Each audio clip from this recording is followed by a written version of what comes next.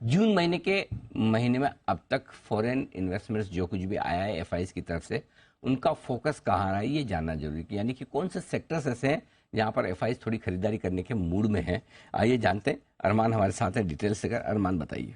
जी sir, बिल्कुल कई सारे स्पेसेस ऐसी हैं जहां पर उनका मुख्य फोकस है, जहां पर उन्होंने अच्छा खासा पैसा डाला है।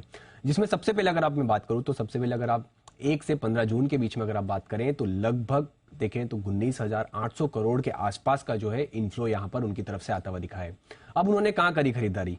फाइनेंशियल सर्विसेज में देखिए 5,500 करोड़, लगभग 30% जो जितना उन्होंने पैसा डाला है उसमें फाइनेंशियल सर्विसेज में लगभग 30% डालते हुए दिखे हैं। कैपिटल गुड्स वहां पर देखें लगभग 18% जो उन्होंने टोटल पैसा डाला है, लगभग 3,500 करोड़ के आसपास जो है वो कैपिटल गुड्स में आता हुआ दिखा है। और ऑटो कंपोनेंट्स में भी वहां पर भी लगभग आपको 16% के आसपास लगभग 3,000 करोड़ जो है ओवरऑल में से वहां पर ऑटो कंपोनेंट्स में आता हुआ दिखा है। अब लगाट क्या रहा है, कहां से उन्होंने पैसा निकाला है?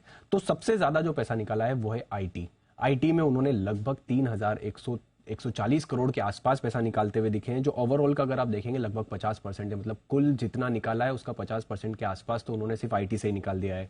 और ये तो मैं बात कर रहा हूं सिर्फ 1 से 15 जून की। अगर बात करें कि 1 मार्च 2023 से अगर आप बात करें तो सिर्फ आईटी में ही कुल वो लगभग 16,000 करोड़ के आसपास का जो है वहां पे बिकवाली करते हुए दिखे हैं। उसके अलावा अगर आप बात करें तो थोड़े बहुत बिकवाली मेटल्स एंड माइनिंग्स में भी कंपेरेटिवली होती हुई दिखी है, पर ओवरऑल सबसे ज्यादा बिकवाली आईटी में होती हुई दिखी है। और अगर जो खरीदारी हुई है फाइनेंशियल सर्विसेज, कैपिटल गुड्स और ऑटो कंपोनेंट्स में आपको सबसे ज्यादा खरीदारी होती हुई दिखी है। ऑटोज में तो हमने देखा है अच्छी खरीदारी है। और क्या बोल रहे हैं? कैपिटल गुड्स, कंज्यूमर ड्यूरेबल्स में हुई है खरीदारी, पर कंपैरेटिवली इन तीनों में ज्यादा होती है। फाइनेंशियल्स, कैपिटल गुड्स और ऑटो कंपोनेंट्स।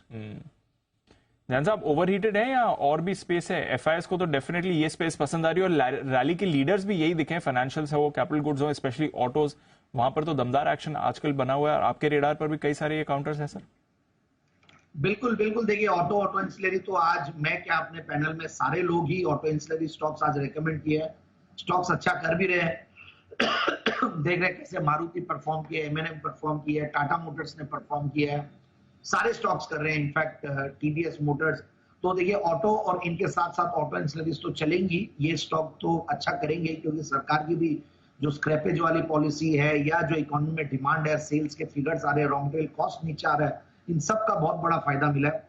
इवन मैं एक सीमेंट स्पेस को भी ऐड करूंगा, वो भी मुझे बहुत बढ़िया लग रहा है। Capital goods, yes they all are doing well. Capital goods तो गजब का कर रही है, इनफैक्ट और भी आगे आने वाले दिनों में करेंगे। ये one of my top favourites है। और बीएफएसआई और एफआईआईज के हमेशा से, इंडियन बीएफएसआई सेक्टर एफआईआईज का हमेशा फेवरेट रहा है, भले ही वो आप प्राइवेट सेक्टर बैंक्स तो पर्टिकुलरली। और यहाँ पे भी एनबीएफसीज अच्छा कर रहे हैं भी, जो अभी इंटरेस्ट रेट की मैं अनिल जी को भी सुन रहा था कि एनबीएफसीज जनरली थोड़ा पास ऑन करने में लेट रहते हैं और जब भी अगर रेट साइकिल में अब अगर पॉज आता है, रेट पॉज और रेट्स अगर नीचे आएंगे तो इनकी प्रॉफिटेबिलिटी पे बिल्कुल फर्क पड़ता है।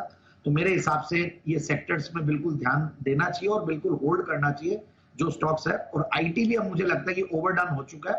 ठीक है, एफआईआईज का प्रेशर जरूर था, बट यहाँ पे ध्यान देना चाहिए। यहाँ पे बॉटम फिशिंग धीरे धीरे स्टैगर्ड वे में बाइंग शुरू करनी चाहिए, ऐसा मेरा मानना है। तो भले वो इन्फोसिस हो, टीसीएस हो, विप्रो का बायबैक आया तो बायबैक की वजह से थोड़े बहुत बाइंग हुई है बीच में।